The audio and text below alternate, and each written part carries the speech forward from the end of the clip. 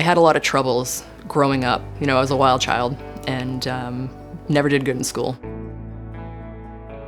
My oldest brother died of a heroin overdose when I was 15, and it kind of threw me for a loop.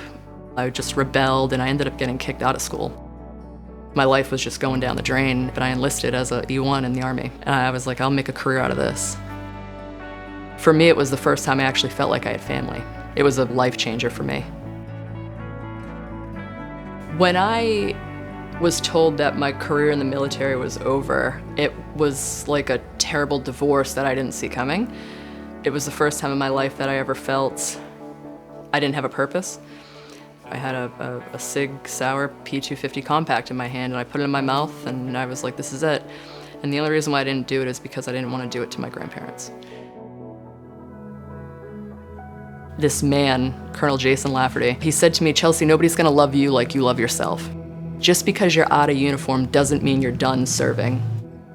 That little piece of insight that he gave me really stuck with me, and that was 2017 that he said that. And so, it rang true to this day. Like, just because I'm out of uniform doesn't mean I'm done serving the people that I love. I'm an advanced practice nurse. I'm a clinical researcher. I research infectious diseases, toxicology. I'm an ER provider, do a little bit of everything. What people don't understand about, service members is that they appear young, otherwise healthy, but it doesn't always stay that way. And so just the beat down your body takes, it's like our aging process is more significant than the average American. When I met my husband, he had said to me a lot of his teammates had died after service. And I said, well, from suicides? And he said a few, but a lot of them from cancer. And it was the first time that I ever heard that. We came up with this idea that we could help research this and educate providers and veterans and support those that need support. His Sergeant Major, Rob Bowman, ended up dying at 44 years old from a rare form of bile duct cancer. His call sign was HunterSeven. In honor of him, we'll do this project and fulfill this mission because he is somebody who would have done that.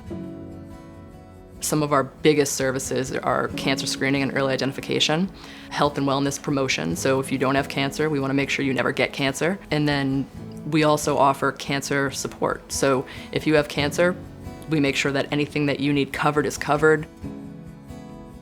It was just a small project, and I think we didn't realize coming into it how significant of a burden cancer is on the military community. In terms of those we supported with cancer, our numbers are upwards of 1,000.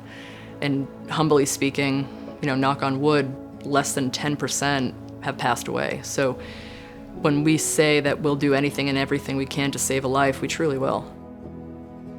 Every dollar that we are fundraising through Haymakers for Hope in my boxing fight is going to go to screening at-risk veterans for cancer.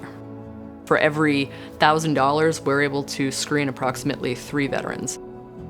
The purpose behind doing what I do is very significant. And so if I can make a small difference, even if I just totally get my ass beat, for 3 rounds, 2 minutes each, it's worth it. This is my purpose. This is my way to continue serving. This is my way to selfishly help myself. And it has been a blessing for me, but it's also been one of the most emotionally driven, heartbreaking experiences I've ever had.